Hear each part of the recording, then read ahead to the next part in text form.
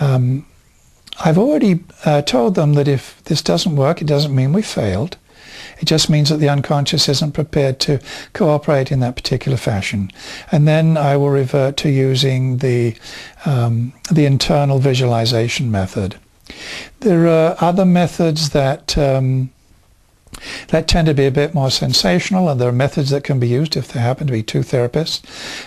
There's a very interesting approach called the double induction method, where there's one person giving instructions in the person's right ear, the other person giving instructions in the person's left ear. It's very difficult, if not impossible, to listen to both sets of instructions at the same time. And in order to escape having to try and do that, the person naturally falls into a hypnotic trance. Of course, if a person believes that that by looking at a swinging pendulum they'll go into a hypnotic trance, I'm not averse to using that, but I wouldn't make it my first choice. I usually ask the person if they have any prior experience of trance. If they've been successfully hypnotized in the past, I will ask them to remember that. And the memory of that trance will often put them back into a hypnotic trance. Well, that actually brings me to my next question, which is, do patients always know that they're going into a trance?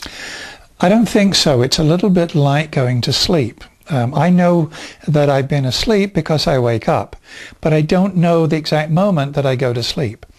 And I think for a person going into hypnosis, they really don't know that they're going into the trance until they're finished. If a person goes into a deep enough trance, they'll have no recall for the events that have gone by, and they may in fact think that nothing has happened. I've had situations where a patient has been in a hypnotic trance for up to an hour, and when we've brought them out of trance, they've said, well, when are you going to begin? So obviously that hour went past, they had no idea what was going on. Other people have some recollection, and some people have total recall. It doesn't mean that that the work that we do isn't successful. In fact, deep hypnosis is more interesting for the therapist than it is for the patient. Wow.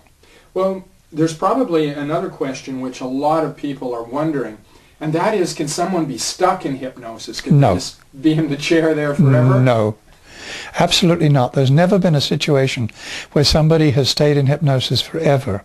But I'm reminded of one particularly interesting story where there was a hypnotist working at a medical convention, working with a hypnotized subject, and he was trying to get the patient to wake up. The patient has remained in trance no matter what the therapist did. Milton Erickson was in the audience. He got up and walked on the stage and whispered something in the person's ear and walked off the stage. Within 30 seconds, the person had risen from the trance, stood up and walked off the stage. So, of course, everybody wanted to know what it was that Dr. Erickson had said. And he said, well, you know, you've been sitting there for about an hour. By now, your bladder must be becoming a little bit on the full side. Wouldn't you like to go off and empty it? But to answer your question, no, nobody can be stuck in a hypnotic trance forever. Well, there's probably another big question that people are concerned about when they think of hypnosis, as well as being stuck there, and that is the idea of people being hypnotized to do things they don't want to do, or hypnotized against their will, or spilling the beans, or whatever. In that your unconscious mind is an integral part of you, and you would protect yourself from doing things that were not acceptable to you, were not socially acceptable or criminal. It's not possible to suggest to a person under hypnosis they do something which is contrary to their will, contrary to their ethics, contrary to their morals. There is a situation that is theoretical, I believe. I don't think anybody's ever tried this. But the story is told by Professor Eysenck in a book on psychology, normal and abnormal, in which allegedly a therapist working with a client had to hand the therapy session over to one of his junior colleagues. The young woman who was the patient was very attractive, and allegedly the therapist, after making sure the patient was in a deep hypnotic trance, asked her to remove her clothes. The patient woke up, slapped him around the face and walked off. Professor Eysenck said, supposing the therapist had hallucinated that young lady and told her that she was actually going to take a shower. You can imagine what might have happened. But in general, no, a person cannot be caused to do something which they wouldn't normally do. I know that that hypnosis, the hypnotic trance, and hypnotic control or power or whatever the therapist called himself, has been used as a defense in certain criminal cases, but it's always rejected. It's always thrown out of court as being inadmissible as a reason for somebody committing a criminal act. Well, if we turn our question around to actually the other side, is it true that people can resist hypnosis, or is that a myth? Oh, I'm sure a person can resist hypnosis if they want to.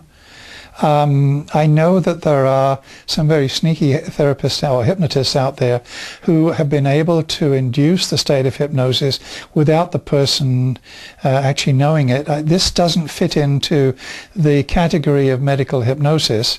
It's interesting. I don't know how to do it. I know there are people out there who seem to be able to. But yes, a person could presumably resist going into a hypnotic trance. I can think of two reasons for that. One, if they consciously do that. If that's the case, why would they in fact seek the services of a hypnotherapist? The other one, though, would be if a person's unconscious mind is privy to information that has been blocked from their conscious mind, and they believe that the therapist may try and uncover that. I can imagine that would make putting the person into a therapeutic trance very difficult, and you would possibly read that as resistance. It's not resistance in the pure meaning of the term. Okay. Well, we're starting to run a little bit low on some time, and one of the things I wanted to save some time for is if you have any interesting stories or interesting cases that you could share with us.